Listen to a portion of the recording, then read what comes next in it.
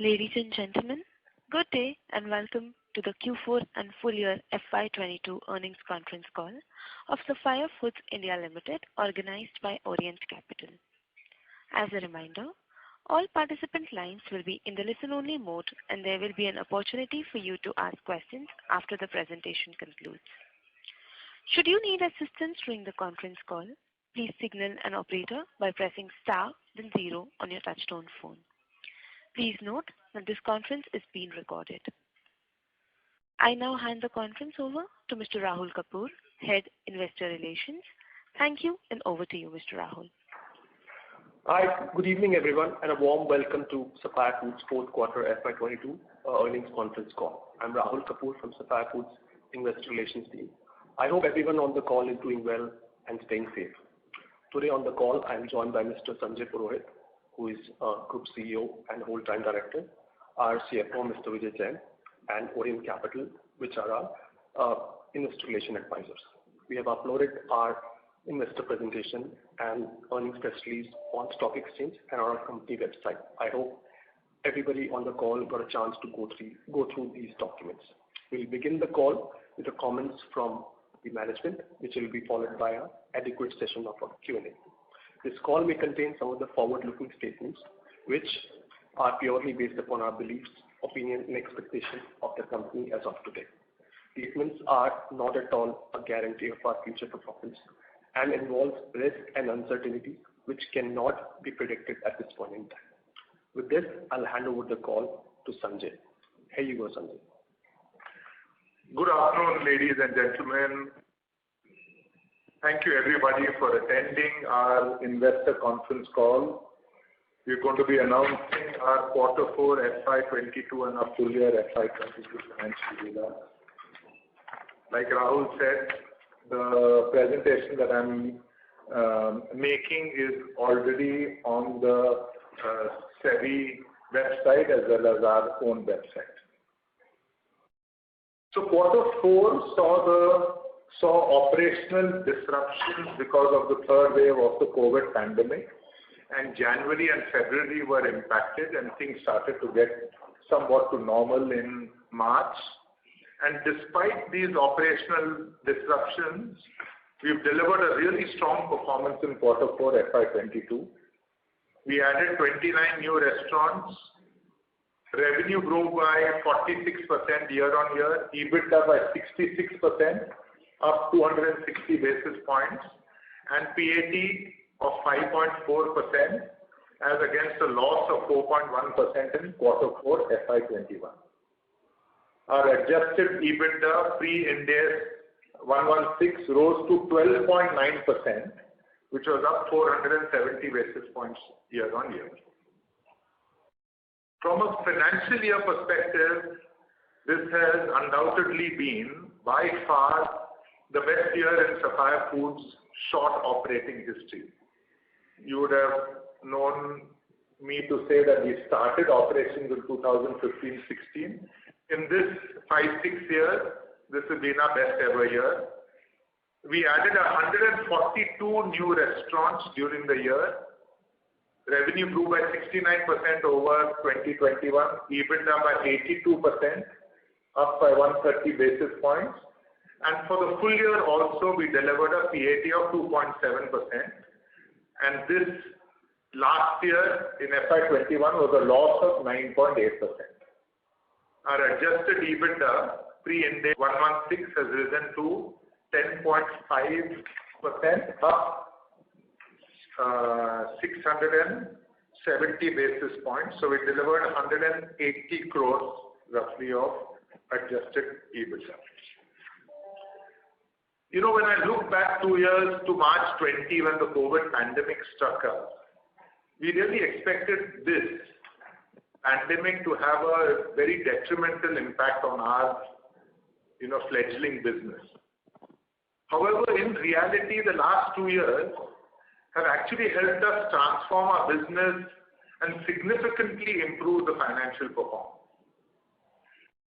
And in many ways, this positive outcome, I think, is a consequence of the perhaps rare values and resilience that has been shown by each and every Sapphire employee in just responding to the travails of this pandemic.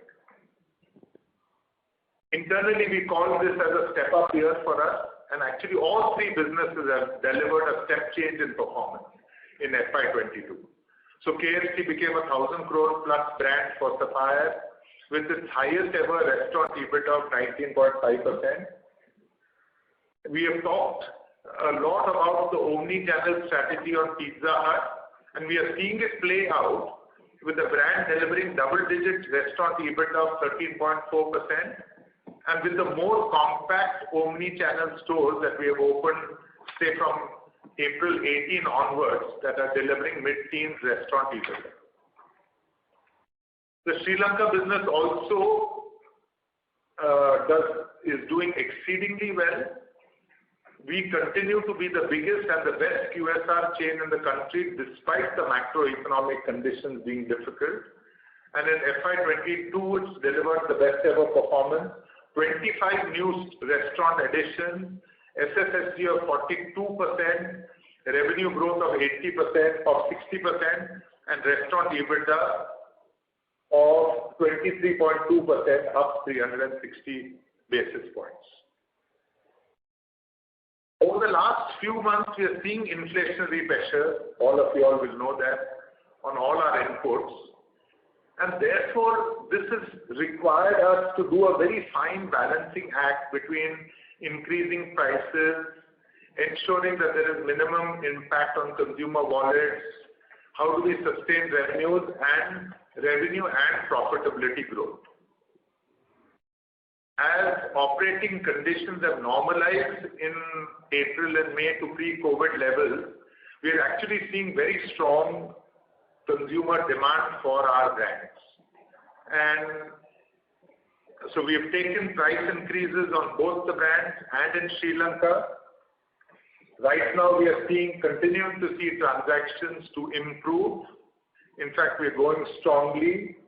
Our new restaurant additions are on track, as we've been indicated that we should be able to double our restaurant count over the next 3-4 years. So that seems to be on track. And I think finally, we've been able to develop organizational muscle to be able to cope with volatile situations. And therefore, we'll find ways to get better. We'll find ways to manage the inflationary pressures. And we are quite confident about our future growth hopes. Before I take you through the results, I always like to reiterate the Sapphire story because we are such a young organization. We operate restaurants of the two of the largest global brands, KFC and Pizza Hut. And in our short operating history, we've been able to build substantial scale in operations, thereby leading to PAT profitability and scale among the top 3 QSR operators. As a restaurant operator, we pride ourselves on our execution mindset. We want to deliver great customer experience, great food, great experience, great value, and our back-end operational capabilities aid this customer experience. We have worked hard to develop our capital allocation model to be optimized, and therefore have worked on the new restaurant expansion model. So again, you would have heard us speak about this, our focus on smaller size omni-channel restaurants. This has started to play out, improve accessibility and profitability. We built ourselves to be a platform player. We have the capability and capital to drive both organic and inorganic growth. And I think underlying this is a values-based work culture, very high on governance, enabled by a professional management, professional board, and professional promoter. Let me now take you through the Q4 results. Restaurant sales were at 494 crores, up 46%. EBITDA was 104 crores, up 66%. And EBITDA margin was 21%, up 260 basis points. And we delivered a PAT of 5.4%. We added 29 restaurants, 13 KFC, 10 Pizza Hut in India, 6 in Sri Lanka, and nothing in Taco Bell for the quarter. It's also our best ever year performance, as I talked about. So we delivered 1,715 crores restaurant sales, up 69%, 325 crores EBITDA, up 82%, 18.9% EBITDA margin, PAT of 2.7%, and totally opened 142 stores, 60 KFC, 57 Pizza Hut, 22 Pizza Hut in Sri Lanka, and 3 Taco Bell restaurants. And our total restaurant count at the end of March was 579. We have a very strong balance sheet, and cash net of debt is about 400 crores. And you know we operate with negative working capital. This is the next slide, which is slide number 8, shows you the restaurant count across years. If you look at how our additions have gone during the year, we added 13 stores in quarter 1, 32 in quarter 2, 68 in quarter 3, and 29 in quarter 4. We said in December our restaurant count was 550, and our guidance was we expect that to double in 3 to 4 years. I think this year we are on target to be able to meet that broad objective. I'll now hand it over to Vijay. Vijay Jain is our CFO to take you through the specific financial details. Thank you, Sanjay. Good evening, everyone. I'll cover from slide number 9, consolidated financial highlights. This is at an overall consolidated level. Restaurant sales, we clocked 494 crores, up by 46% over corresponding quarter. Gross margin of 69.1%, a drop of 180 basis points on account of inflationary pressure. We will deep dive into each of these at a business level, at KFC, Pizza Hut, and Sri Lanka level to understand this in a bit more detail. Restaurant EBITDA, we clocked 18.3%, up by 30 basis points. So in spite of gross margin under pressure, through our cost efficiencies, we were able to deliver expansion on restaurant EBITDA. And mind you, this was a quarter where January and February was impacted by COVID. So inflationary pressure plus COVID, still we were able to drive restaurant margin expansion. Company adjusted EBITDA, which is pre-Ind AS 116, at 12.9%, up by 470 basis points. Overall company EBITDA post-Ind AS 116 at 21%, up by 260 basis points. And PAT at 5.4% for the quarter, up by 950 basis points, vis-a-vis loss of 4.1% in the corresponding quarter. And if you look at the annual number of PAT, 2.7%, this was the first ever year for Sapphire to deliver PAT profitability, so quite an important milestone from Sapphire point of view. Moving on to the next 2 slides, I'll not get into details of P&L and balance sheet. Moving on to cash flow, slide number 14. Again, the cash flow is based on the post-Ind AS 116 representation, so may not give a completely correct picture the way one wants to look at it. However, if I give you couple of important data points over here, cash generated from operations, if I bring it up pre-Ind AS 116, it would be close to 240-250 crores cash from operations.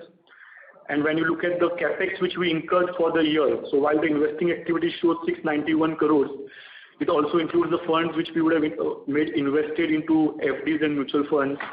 So if I exclude that, the capex investment for the year would be 285 crores rupees for the year. The closing balance of cash shows 58 crore rupees. However, if you include the investments which we carry, the overall cash balance net of that is close to 400 crore rupees at a consolidated level. So let me talk now about the KFC performance. KFC, despite the operational disruption, had a strong quarter. We grew SSSG by 15%.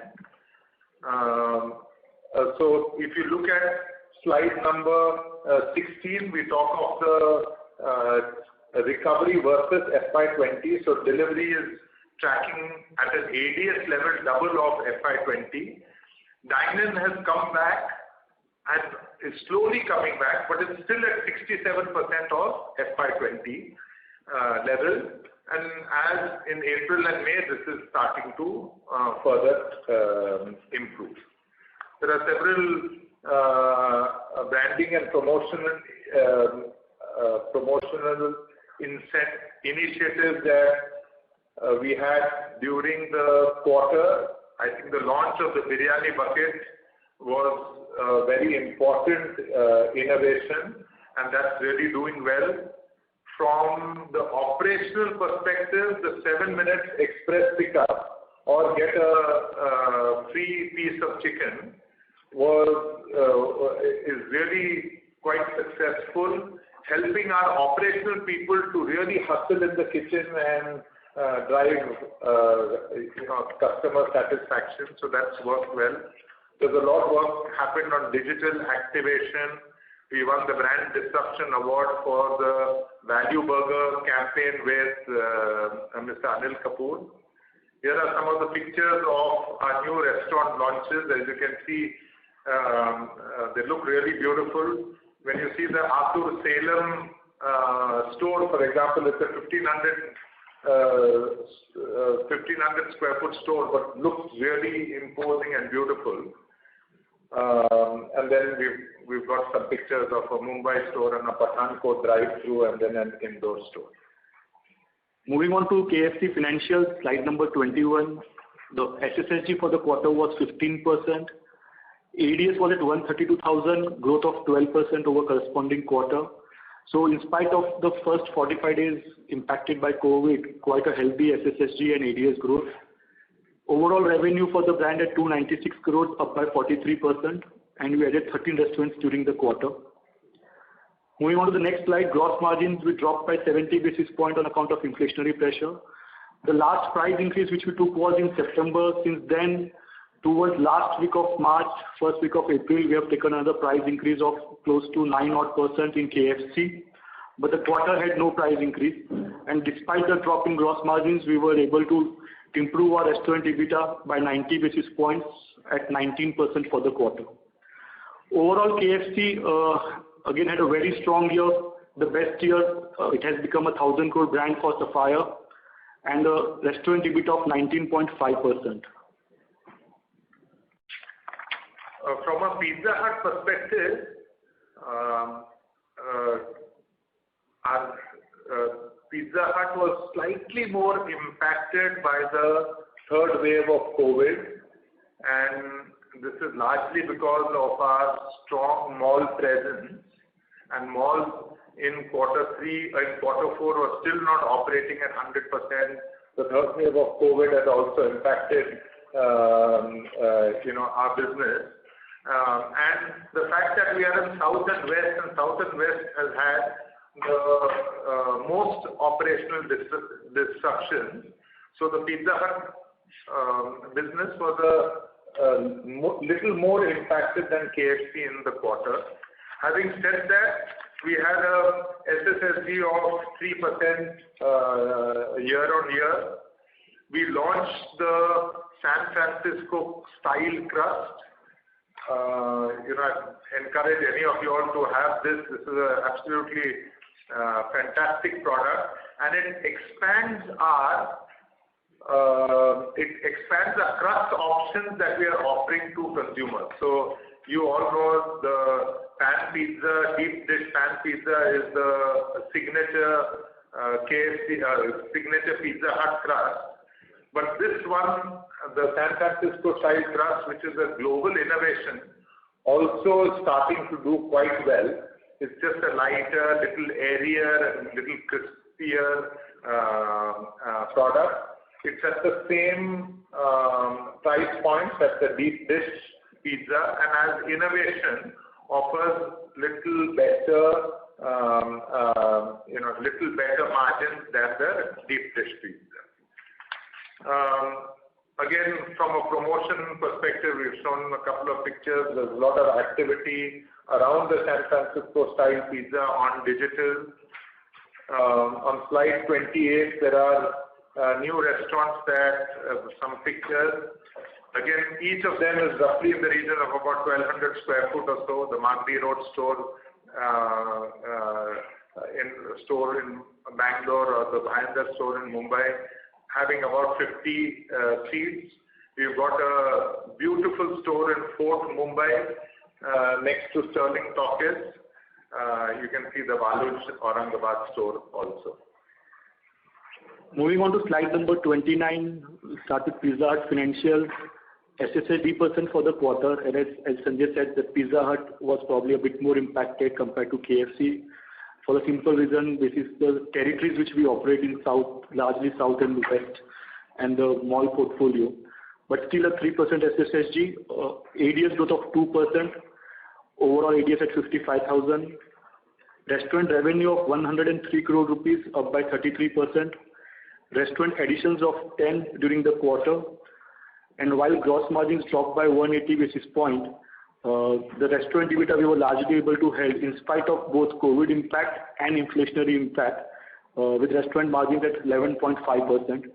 And within this entire cohort of stores which were opened from 1st April 18 onwards, so stores opened over last 4 years, they have delivered profitability in the range of mid-teens.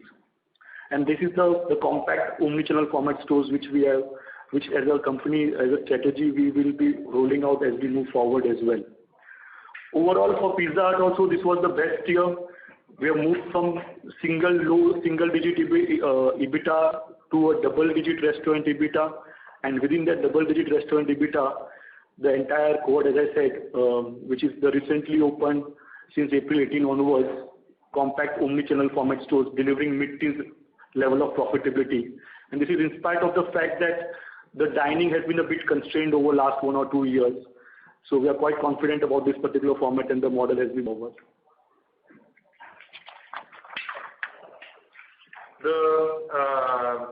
Let me then now talk about the Sri Lanka business.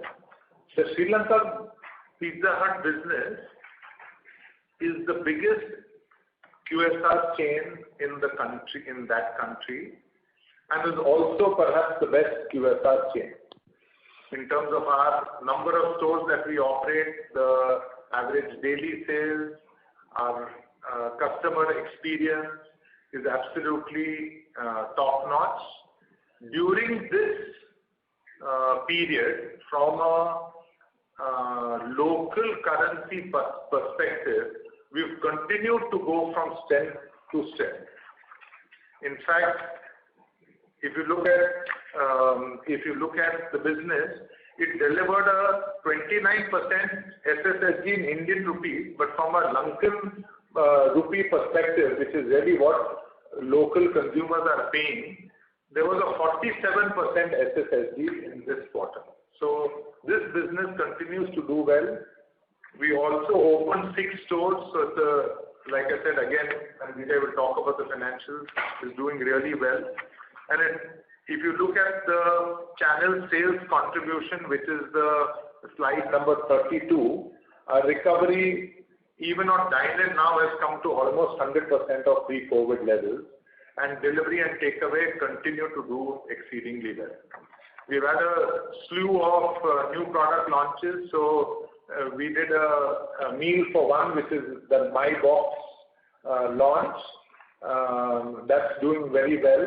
And we had quite an innovative product, which is pizza and biryani combined, which is limited, just to our dine-in, just to the dine-in occasion during lunch. Again, it's a very, very nice innovation. A lot of work on digital, the new store launches you can see. All these are, I would say, smaller towns outside Colombo and outside the main cities. So our reach and expansion of the brand continues. It continues to occur at a reasonably fast pace. So if you see, during the year itself, we would have opened 22 pizza 22 Pizza Hut stores on a base of close to about 67 or so. So really strong number of additions, and that we are quite confident will continue. Moving on to slide number 36, Sri Lanka business financials. SSSG of 29% in Indian rupees, as Sanjay said, very handsome growth in Lankan rupees, 47% SSSG.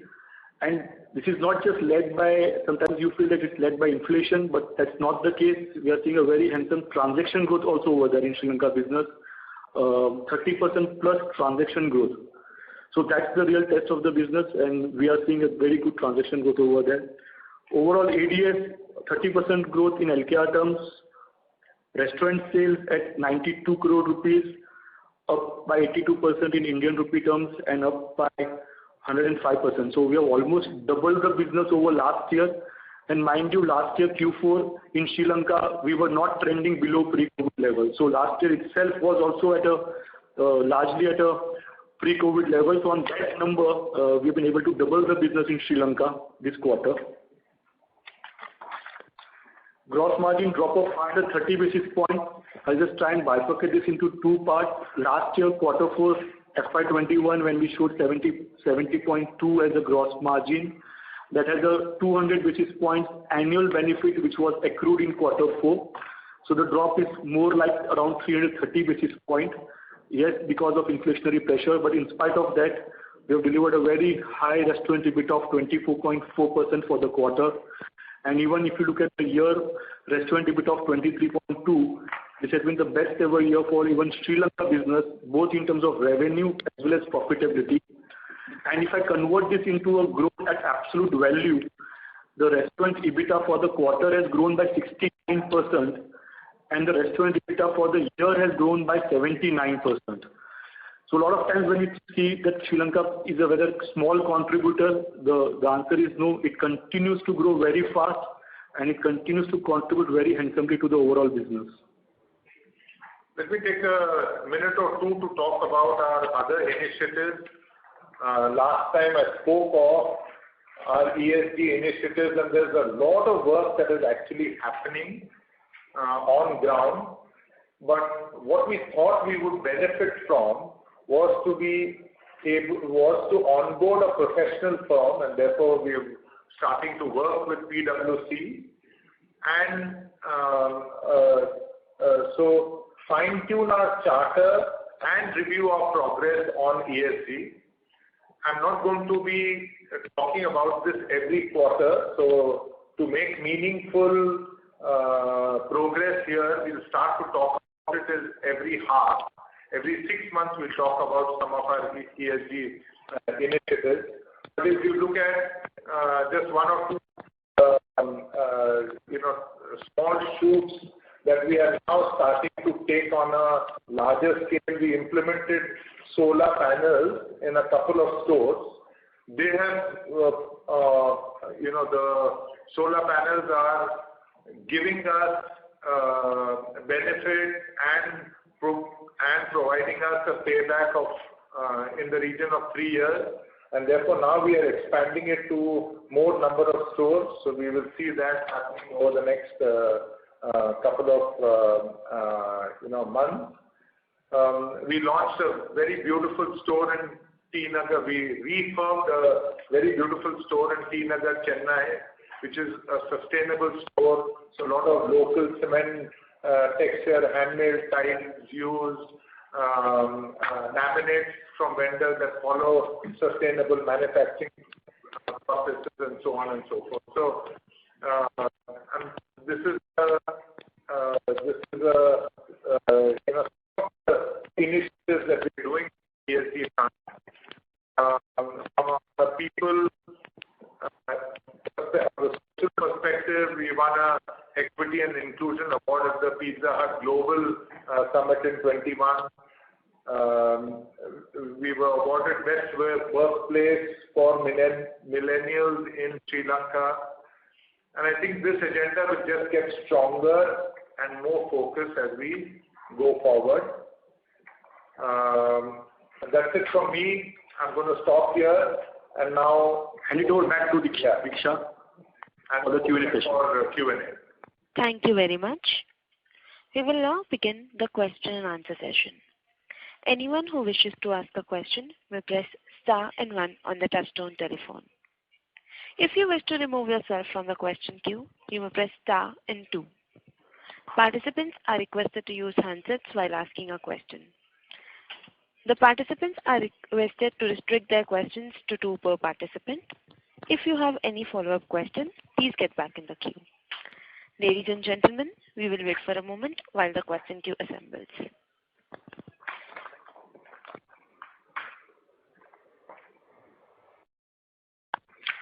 We take the first question from the line of Percy Panthaki from IIFL. Please go ahead. Hi, sir. Congrats on a very good set of numbers. I just wanted to understand your plans for next year in terms of what is the total capex that is planned for the year on a consolidated basis, and if possible, if you could also give an idea on how many stores you would be opening across formats. So, Percy, Vijay here. Again, we would not like to give a year-specific guidance. As Sanjay mentioned, 550 restaurants we had as of 31st December. We plan to double that over 3 to 4 years. So if you average it out, it would be between 130 to 160 stores, right?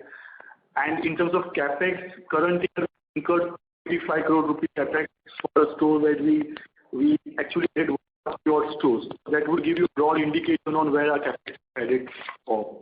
But we would refrain from giving a very specific number. We are on track on this particular projections of doubling it over 3 to 4 years. This capex of ours, which is 285 crore rupees, includes refurbishment of our stores, and this is one of the big things which we do to make sure that customer satisfaction levels are always high. So this capex of current year, which is FY22 of 285 crores, includes new stores, refurbs, plus IT capex as well. As we are going forward, Percy, many of the stores that we have opened now are 5-6 years, so they come into the refurb cycle. And we've always found that when we do a refurb and a overall facelift of the store, it has a very positive impact on on customer experience. So refurbs also will start to increase in numbers going forward. So if I look at your this year's capex of 285 crores and a store addition of about 142, on an average it works out to be about 2 crore per store, including the refurbishment, IT, etc. So given that your metals prices, commodity prices are also up, do you think this 2 crore per store will see a inflation in FY23, and if so, by how much? Percy, again, the way you did the math, 2 crore per store is not the right way to look at things, because you have included the total capex and divided by just the NSOs over here, the new stores over here, so not really the right way. But just to answer on your inflation part, we are seeing an inflation in the range of 3 to 5% on the capex front, at overall capex front. Again, but there is always an endeavor that how do you create more efficiencies internally, so that not everything eventually hits us, but 3 to 5% inflation is what you're seeing. Okay. But given that your refurbs will continue, it would be fair to say that on a per store basis, whatever number of stores you open in FY23, multiplied by about 2 to 2.1 crore would be the total capex that you would sort of require. Is that understanding correct? I would still say that 285 crore plus the adjustment for the stores increase or inflation is the right way to look at, because when you label it 2 crore per store, it gets labeled somehow that it's a per store cost, so I don't want to label it that way, Percy. Okay, understood. Yeah.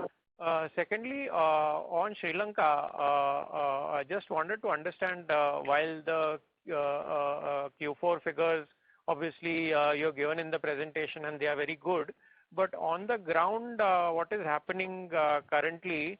Are you seeing any kind of disruption in terms of demand, given the heavy inflation that the economy is going through, and therefore the pressure on the consumer wallet leading to a demand compression? Or secondly, any sort of demand issues because of the disruption of daily life, and on account of that, if there is any sort of decline in the constant currency sales per store, would that have a negative operating leverage on the EBITDA margins also? So first, again, the advantage which we are getting in Sri Lanka right now is somewhat similar to what happened in India when COVID struck. When COVID struck, as Sanjay said, initially everybody thought that probably this would put us back by 2 years, but eventually it gave us an advantage when we came out of COVID. Something similar is happening in Sri Lanka, and a lot of times they're looking at just 1 month back, but the problem started even 9 months back. But over 9 months, then whether it is inflationary pressures, whether it is other things which are happening on a macroeconomic front, the quarter 4 performance is in spite of those macroeconomic pressures.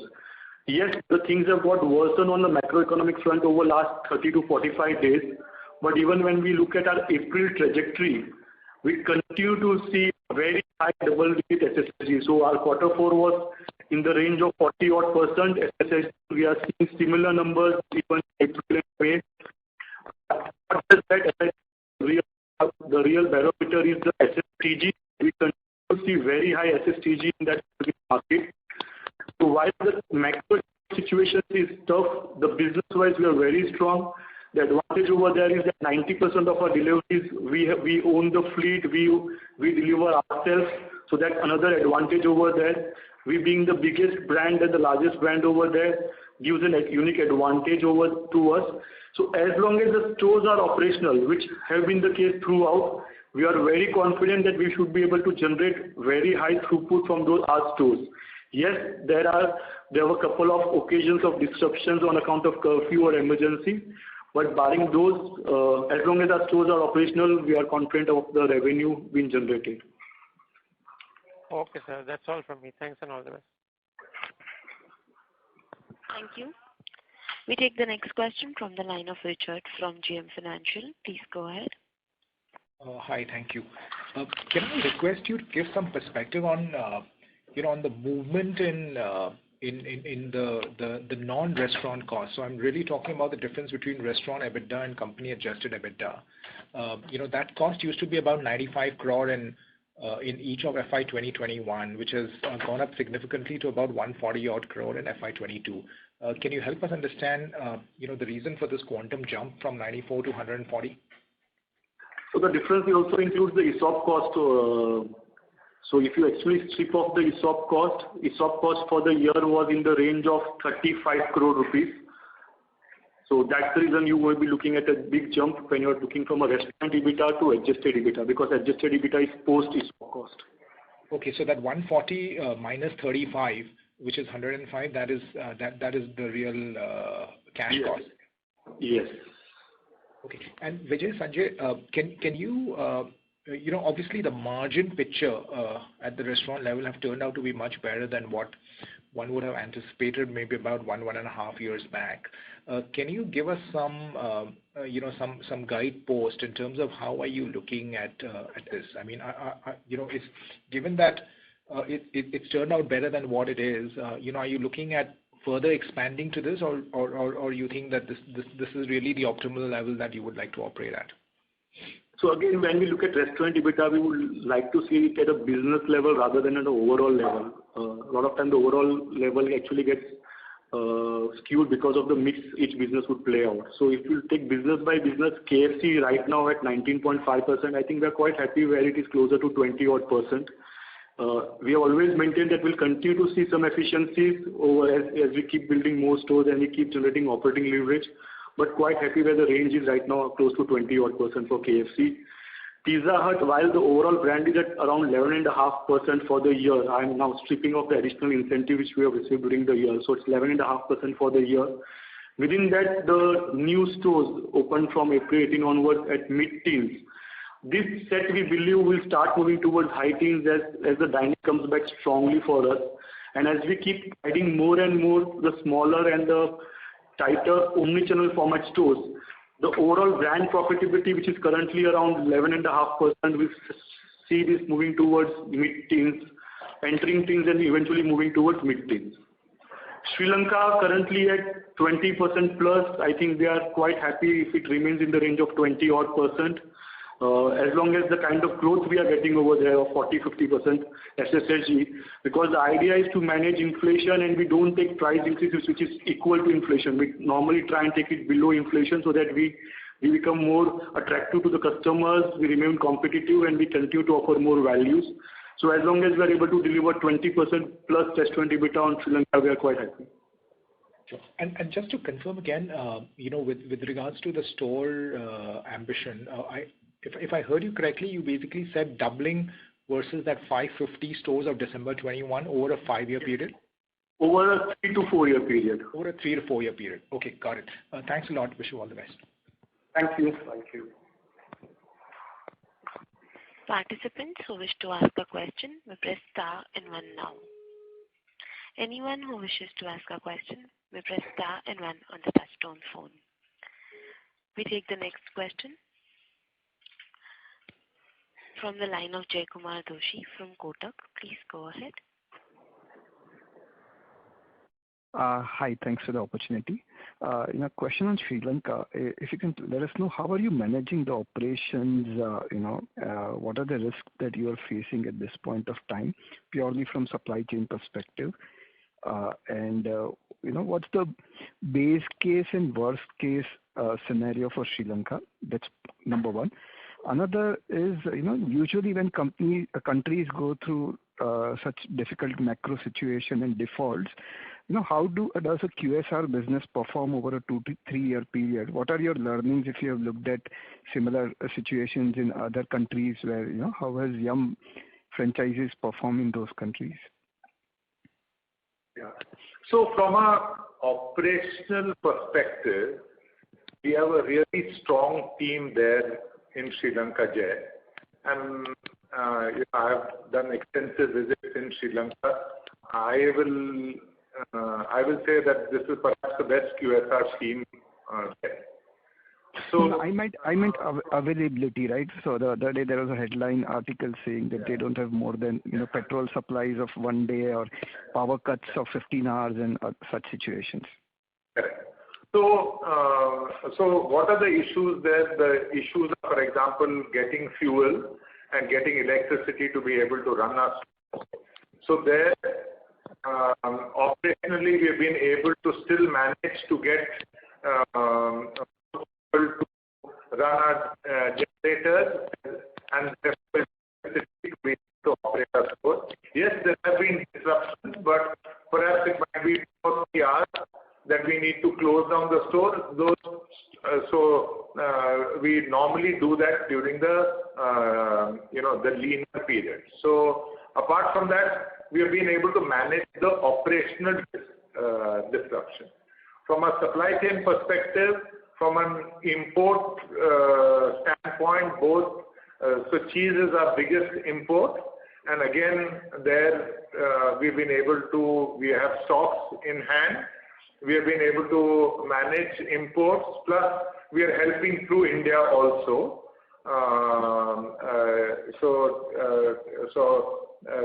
Typically we used to get cheese from Fonterra in New Zealand. Now we are getting some cheese from India also. So apart from that, most of the other products are local. Capital equipment also we've been able to manage. So on ground, this transaction growth that you are seeing is a result of us and being able to manage that situation really, really well there. And I know we read a lot in the newspapers about violence, etc. But in general, it's a peace-loving country. Citizens are, peace-loving. And I think very disciplined. So even if you go to a fuel station there, you won't find the kind of, you'll find a disciplined line. And therefore, we'll have one person almost stationed at the fuel station to ensure that we get the right amount of, say, diesel for us to run our generator sets. So I think overall, all our operational parameters of the business continue to do well. We see an actual opportunity here and again, we have talked informally to other people in the Yum, in the Yum system. We have also talked to some other people who have been perhaps exposed to higher inflationary environments. So contrary to what people say, we think that this is a great opportunity to strengthen our business, improve our accessibility further. When I look at, say, even close by, say the Pakistan business of Yum seems to again be doing fairly well. So I think apart from that, so we've got a team that is very capable. We've got certain operational strengths that are unique to us really in that market, and we believe that from a macro perspective also, things will start to stabilize over the next 6 months or whatever, whenever they start to stabilize. We remain confident about this business and what it can do from a constant currency perspective. So Sri Lankans are paying in Sri Lankan rupees, they're opening their wallets and spending on Pizza Hut, and I think that's what we have to focus on. If the currency depreciates versus the Indian rupee, and therefore from a consolidation of accounts, what that does, it doesn't impact the Sri Lankan consumer. So overall, we continue to be bullish on that business. Understood. If I may ask, as of today, have you managed to pass on all the inflationary pressure that you are facing on the raw material input side in terms of price increases? So are your gross margins and EBITDA margins as we speak today comparable to what it was before depreciation of Sri Lankan currency started? Jay, as a strategy, we would never pass on the entire inflation as is to the customer. We would always want to pass on something which is lower than the inflation, which makes you more attractive to the customer, it gives out value more attractive to the customer, makes you more competitive in the market. That's a general strategy we always follow. For example, last year the inflation in Sri Lanka business was probably 20% plus, 25% maybe. And again, I'm giving you very approximate numbers over here just to make a point. We would have taken a price increase of around 15% last year. And we dropped our gross margins last year. If you look at the annual number, we have dropped our gross margins last year, but we've been able to improve our EBITDA. So the way to improve or hold or improve our EBITDA is not just the gross margin line. How you can make sure that you deliver other cost efficiencies, thereby you don't pass on everything to the customer and still continue to hold and improve our restaurant EBITDA margins. And this would be again the way forward. So again, we will not be passing on the entire inflation to the customer, but again, very confident of trying to hold the restaurant margin. As I said, 20% odd restaurant EBITDA, we are quite comfortable and confident of. Understood. And a couple of bookkeeping questions. One is, when I look at your India performance, KFC as well as Pizza Hut, on a sequential basis, there is about hardly any dip in gross margin for KFC, marginal decline in gross margin for Pizza Hut. And I'm talking about sequential December to March. There is definitely a seasonal drop in ADS for both the brands. But when I look at your EBITDA margin drop on a sequential basis, it's slightly higher than what we usually see in sequential performance of other QSR players. So I was just wondering, is this natural or seasonal decline in the margins? And so should one look at this quarter's EBITDA margin of brand level margin of 19% of KFC and 11.5% of Pizza Hut as more representative of your full year potential, or is there any scope for, especially Pizza Hut? We were sort of, after last quarter's performance, my expectations were it probably will inch closer to 15% as the mix of new stores improve, but it's gone closer to 10%. So there's twofold impact, right? It's not just the seasonal impact. You rightly said the seasonal impact would be there in Q4 versus Q3. And if and for the benefit of everyone, we had called out that Q3 typically is anywhere between 100 to 200 basis points higher than the annual average. And this would again depend upon where the Navratra falls, where the Diwali falls, where the Shravan is and Shraddh is.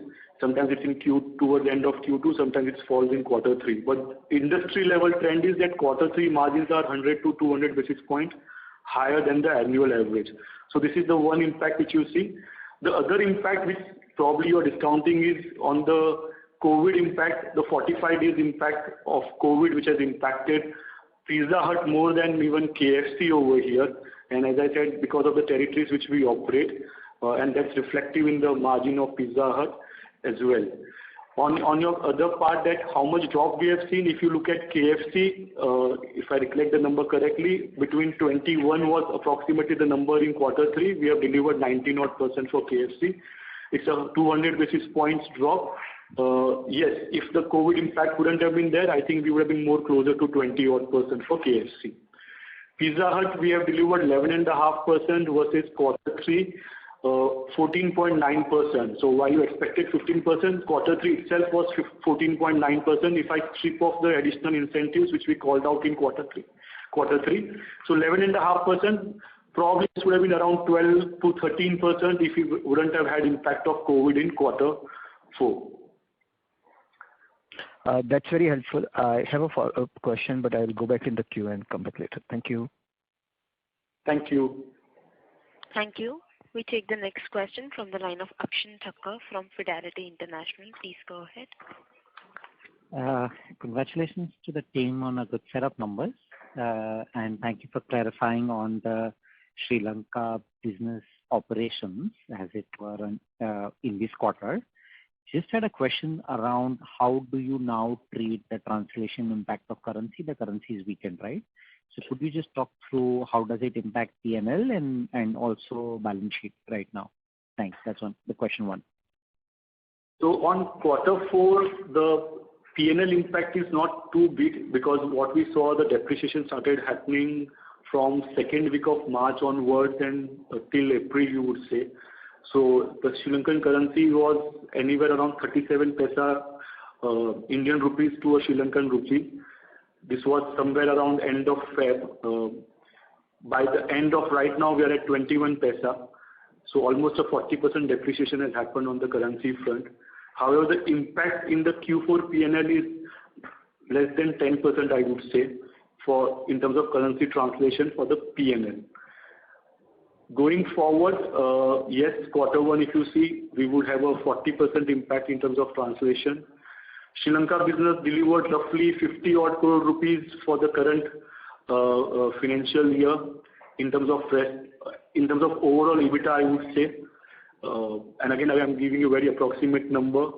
If you try and apply a depreciation of 40%, but we are growing there very handsomely by almost 40 or 50% SSSG, the overall quantum could be in the range of 10 odd crore rupees for the year FY23.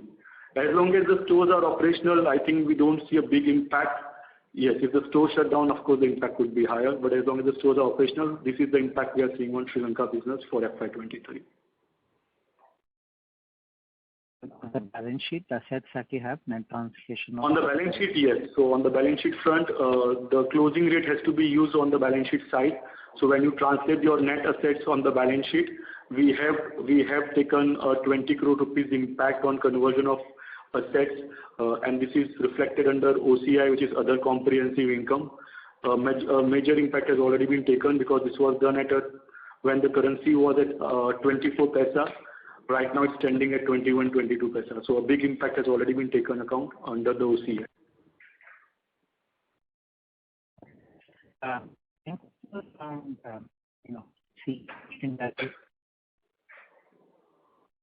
Sorry, was I clear? Sorry to interrupt. Your voice is not clear, Mr. Thakkar.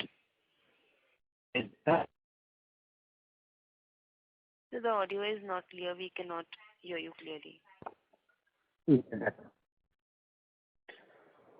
Hello? A bit more better, Akshin. Give it a shot. I'm trying to be in KFC, the pricing. No, not audible. We are unable to hear you.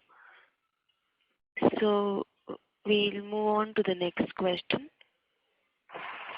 from the line of Mr. Prateek Podar from Nippon India Mutual Fund. Please go ahead.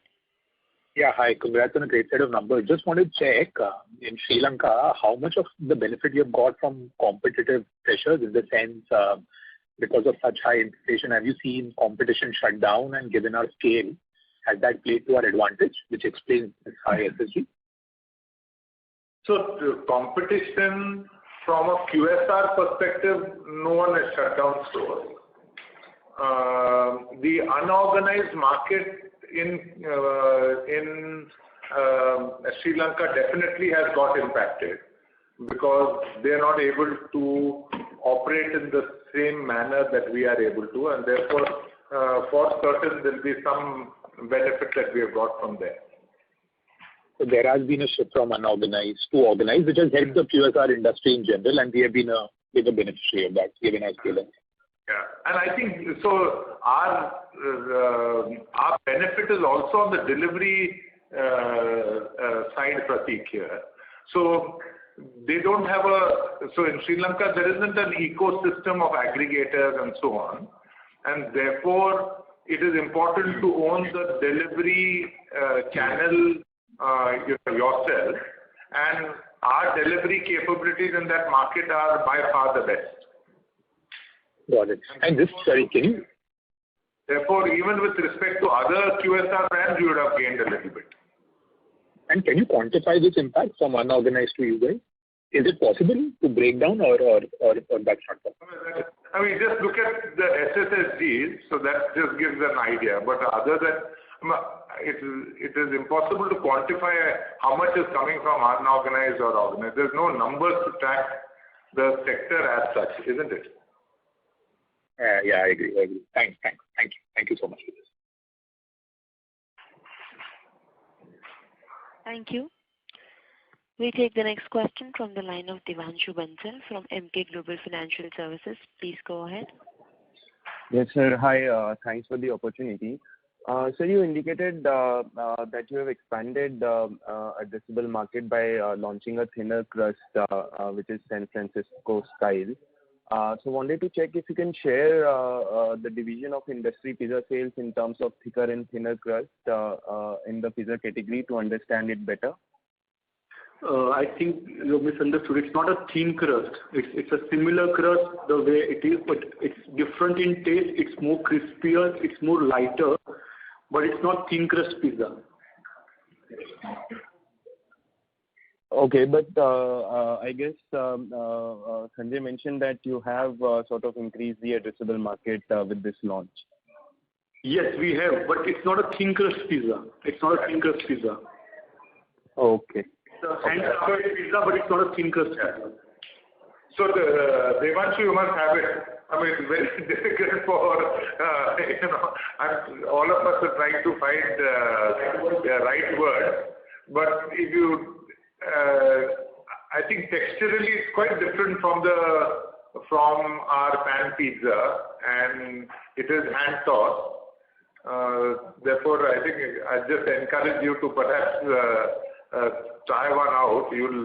I'm sure you'll love it. Sure, sir. Sure. I'll definitely try. Not thin crust. Okay.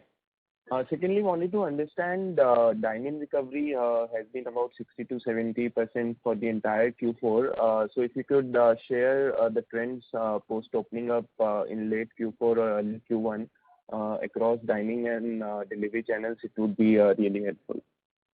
So 67% is again average for quarter 4. If you look at our quarter 3 numbers, we said it's already hitting 80%, close to 80% for all the 3 businesses, Sri Lanka, Pizza Hut India, KFC India. So towards the end of quarter 4, we are again seeing similar numbers, things reaching 80% plus for both the brands in India.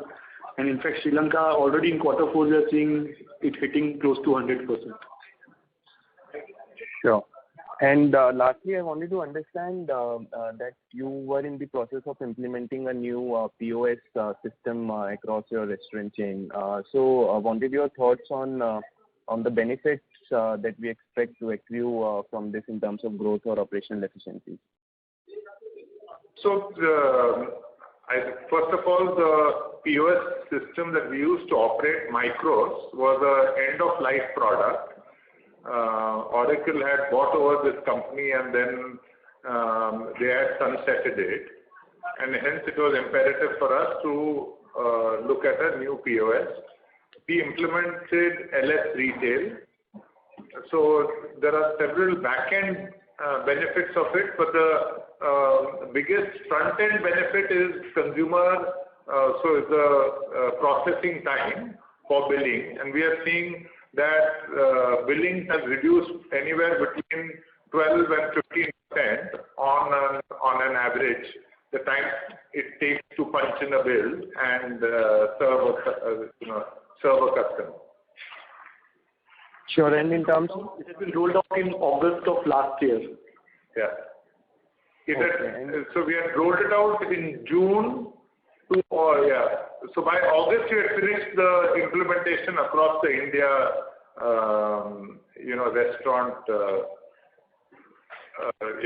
restaurant base. Sure, sir, sure. That's helpful. That's it from my end. Thank you. We take the next question from the line of Shivam Agarwal from Mirae Asset Capital Markets. Please go ahead. Hello. My question is, what is the store expansion strategy that you are taking for the Sri Lanka business for current year? And do you stick to your overall target despite slowdown in the economy? So last year we opened 25 restaurants, and even in the last quarter we opened 6 restaurants. As Sanjay said, probably this is a great opportunity for us to strengthen our base in Sri Lanka. So we would continue to expand. This year we are looking at anywhere between 10 to 15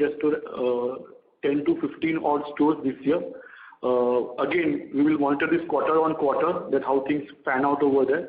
But this was the plan for this particular year, 10 to 15 restaurants. Again, at a broader level, Shivam, we have said that we expect to again double our restaurant base in Sri Lanka over 3 to 4 years. So I think we continue to hold that. My second question is, are you planning to take any price hike in the Pizza Hut or KFC for the current year? So KFC, we just recently had a hike in last week of March, first week of April of 9% odd. Last week of March, we also saw a price hike of roughly 2.5% to 3% in Pizza Hut as well. Nothing immediate on cards for KFC at least. On Pizza Hut, we have been very conservative in terms of our price increase over last 2 to 3 years because we wanted to drive this value. But yes, if the inflationary pressures continue to remain, you may see another small hike in case of Pizza Hut in the upcoming quarter. Okay, thank you. Thank you. We take the next question from the line of Akshay Thakkar from Fidelity International. Please go ahead. Sorry, am I audible, sir? Yes, loud and clear, Akshay. All right, thanks. Sorry for the disturbance earlier. Just, on the price hike point that you were mentioning, you've taken price hikes in KFC and Pizza Hut in March and April. How should we be thinking about, gross margins in each of the businesses, in India at least, versus the exit in the year? Should, given the price hikes, do margins improve a little bit? Or you think this is just paying defense to the inflation that we saw? Again, the point which Sanjay made, that the way we look at price hike is to make sure that we balance out the impact on customer wallet, how do we remain competitive in the market and still drive transaction growth and value. So our price hike typically will always be lower than the inflation.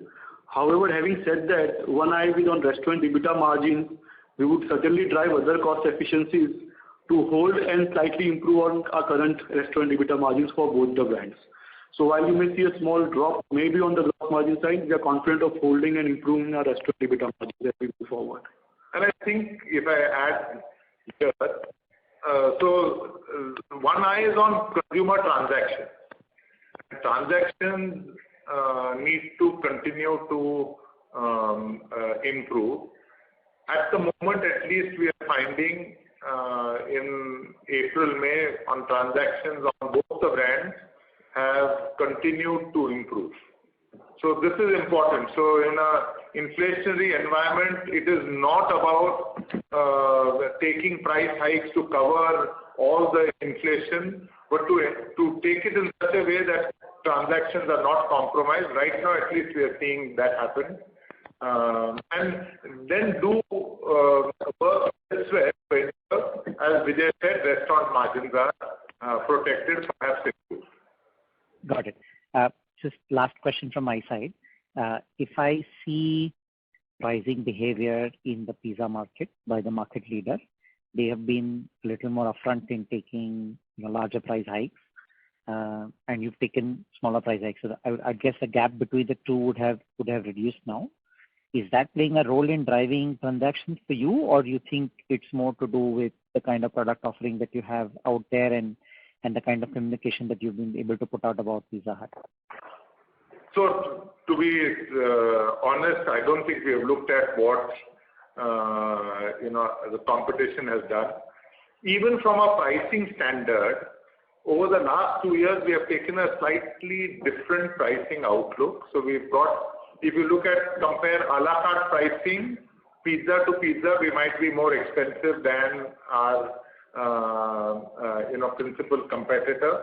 However, what we have pushed is our meals. So Pizza Hut is known for meal occasion, and if you look at our meal deals that are on offer, those are very competitive. In some cases, might be even better value than the principal competitor. And I think that we're not chasing someone. This is our way to go. And once we see dine-in come back, consumers are rewarding us for the value that they see in our meal deals. And plus, if you look at all the work that is happening on innovation, the San Francisco crust pizza is doing well. And I think there's Momo Mia did really well. So if I just look at the last 12, 15 months on the brand, actually there's a lot of noise, a lot of positive noise that we are seeing, even on a new product and inflation, that perhaps over the last 5 years we have not seen. Was that clear, Axel? Yes, very clear, sir. Thank you, and all the best. Thank you. Thank you. We take the next question from the line of Utkarsh Maheshwari from Reliance General Insurance. Please go ahead. Hello? Yes. Am I audible, sir? Yes. Yeah. Actually, I just want to understand what was the quantum of incentive which we received for this quarter and for the full year, and I think this is only for this period, right? Next year it will not be there, right? So good, in fact, you brought out this point. For the quarter 4, we have not booked anything which is additional incentives. The normal incentives which are going to be there for the next 5 years, it continues to remain. It is what it is booked for quarter 4. The additional incentives was booked for the period April to December, which we have called out. And if you look at our annual numbers, the number in the bracket brings that out clearly. 1.1% to be precise, it was the additional incentive booked from the period April to December, which has been called out. Okay. So basically, this and one more thing which I want to understand. Sir, we have been able to survive the storm in your Sri Lanka. So what could be the new the things which you should be keeping in the mind just to keep this boat sailing? What could be the new areas, or what could be the areas where we can have some pressures which can come to us? Again, the focus continues to remain to make the business stronger, and this is what has enabled us to survive the thing. So as long as the store remain operational, we are confident of handling the situation and confident of driving the revenue and transaction growth. If there's something else which happens on a broader macro logic which would relate to shutting down of our stores, then one can't help. But as long as stores are operational, I think we are very confident of driving revenue and profitability growth in that particular market. If I want to understand, if you can quantify what could be the percentage increased cost of operation for us in the current scenario, which is hyperinflationary over there? compared to the similar times last year, say, comparatively? Increasing cost of operations you're saying, or you're talking about general inflation? No, increased cost of operation for us, because I mean, when things are in a short supply, we might be paying something extra to keep them coming to our way. But we have been able to actually still drive margin expansion in quarter 4, even in entire FY23, not in quarter 4, but still a very healthy margin of 24% in quarter 4. That is why, because I mean, that must be because we are in hyperinflationary environment. Because I mean, you have said that the growth has been like 28-29% in terms of SSG. So I want to, if I want to just rephrase the question, what could be the quantum of increased cost of operation for us? Though it has been passed on so far, but what is the quantum as a percentage, if I want to understand? So again, we have not passed on to customers. Even the current SSGs we are talking about is led by transactions. So 30% plus transaction growth we have seen in that particular business for Sri Lanka. So the costs are growing anywhere between 10 to 15%. The inflation on raw material was 25%. We took a price increase of only 15%. So we have not passed on. We've been able to drive cost efficiencies, deliver higher throughput, probably at a similar cost levels, and as a result, we've been able to expand margin. So, I mean, what could be our secret recipe to get things going? Because, I mean, as we are reading that there is a shortage of everything, I mean, I think, and as you have rightly pointed out, that cheese is in a short supply, and I think fuel is already a problem. So, I mean, what are the steps we have taken to just ensure that it is sailing through in the right direction? Again, a lot of things when you read in the newspaper probably are not giving the correct picture. So when you say read a 15-hour power cut, at least our stores are not experiencing a 15-hour power cut. As Sanjay said, there is a challenge for 2 or 3 hours. Second, again, we are making sure that we have enough reserves in terms of backup for fuel, which will enable us to operate through via DG. Bigger thing on the brand front, where Sanjay said, probably we're experiencing movement from unorganized sector to organized sector, and again within organized sector we are the largest player by far. That helps us drive transaction and the growth over there. So the strength of the business by being there over last so many years, the team which Sanjay spoke about, the delivery capabilities which Sanjay spoke about, I think it's all adding up together. It's very difficult to put finger on one particular aspect over here, to be fair, but I think all these things put together is what's driving the business. And as long as the stores remain open, we are confident of the growth over there, both in revenue and profits as well. Yeah, because I mean, there was one particular thing which is called as your delivery, which is like 56% of your total sales. So, iska jo matlab, I mean, the fuel cost is on us or fuel cost is on the rider's part? No, it's on us. These are our fleet, our riders. Yeah, so I mean, when we see that, what kind of inflationary impact we must have felt because of this? And because I mean, it's a proportion, it is almost like 56% of the revenues are coming from your delivery only. So there's it's kind of the rise in fuel cost is going to be certainly an impact for us. Yeah, but when fuel costs are rising, all other costs which are there at the part of the store operating costs are largely fixed in nature, right? So when you see a top line growth of 40% and 15%, you get a huge operating leverage out of that particular business, which enables you to drive expansion. So yes, there are few lines in the P&L which would grow disproportionately, but then rest of the lines you are able to generate operating leverage. As a result, you can still deliver a healthy margins, and that's what is happening in Sri Lanka business.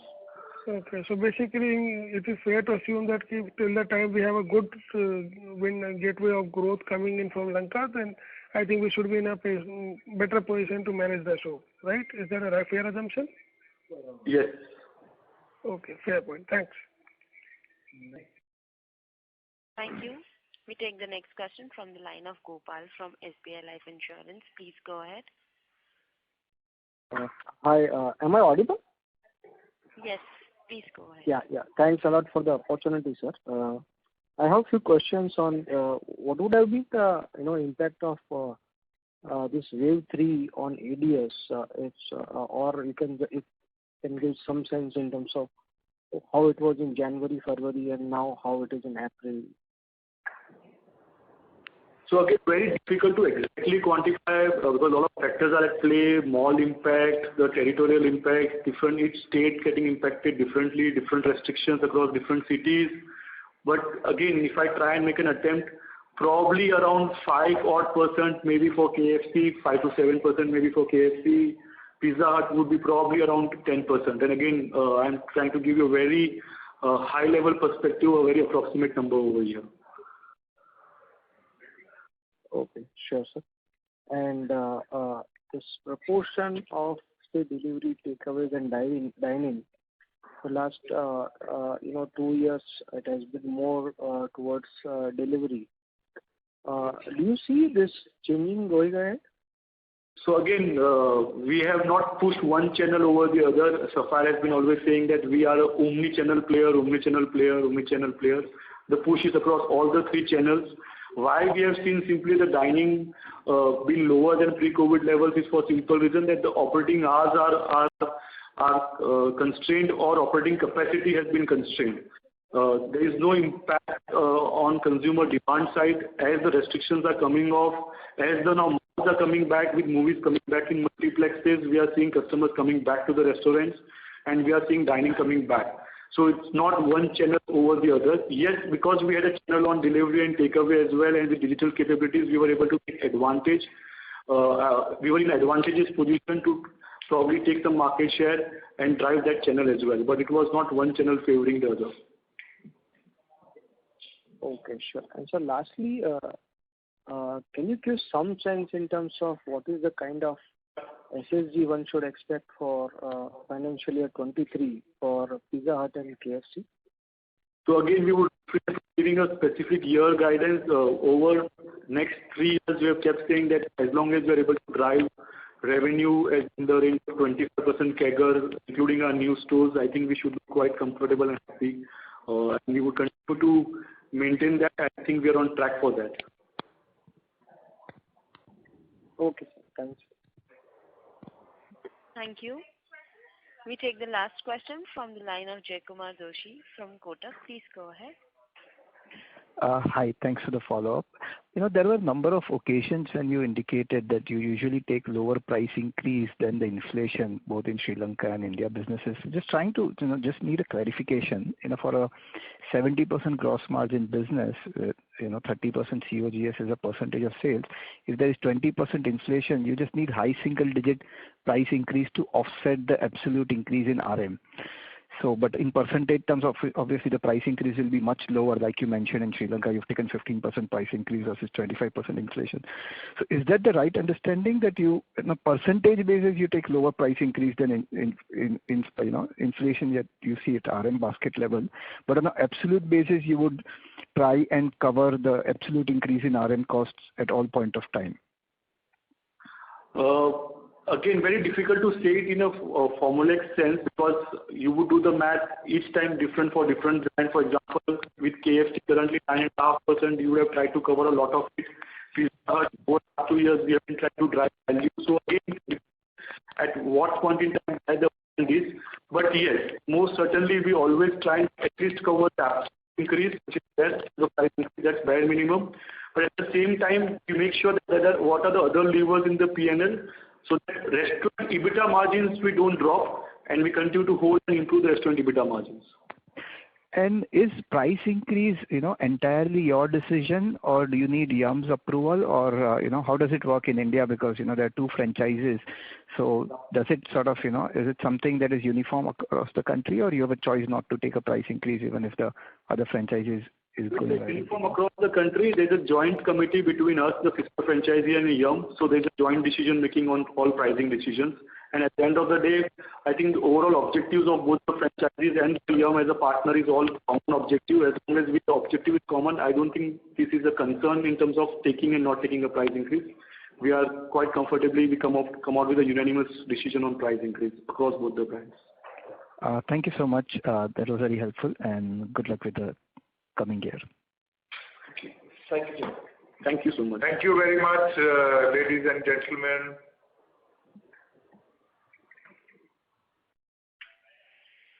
Thank you. Due to time constraint, I would now like to hand the conference over to the management for closing comments. Over to you, sir. Yeah. So, thank you very much, all of you all, for joining. We've had record number of participants today, so I'm really grateful to all of you all for your questions also. I just want to repeat the story. Despite the COVID disruptions in quarter 4, we've had a very strong quarter 4. Yes, there are inflationary pressures, but we have taken price increases on both the brands. And when I look at April and May, from a transaction perspective, we continue to see good consumer demand. From a store expansion perspective, we called out that we should be able to double our store base over 3 and 4 years. And this year, we should be able to again hit our the numbers that we want. So from a overall business perspective, we remain quietly confident about our prospects going forward. That's it from our side today. Thank you. On behalf of Sapphire Foods India Limited, that concludes this conference. Thank you for joining us, and you may now disconnect your lines.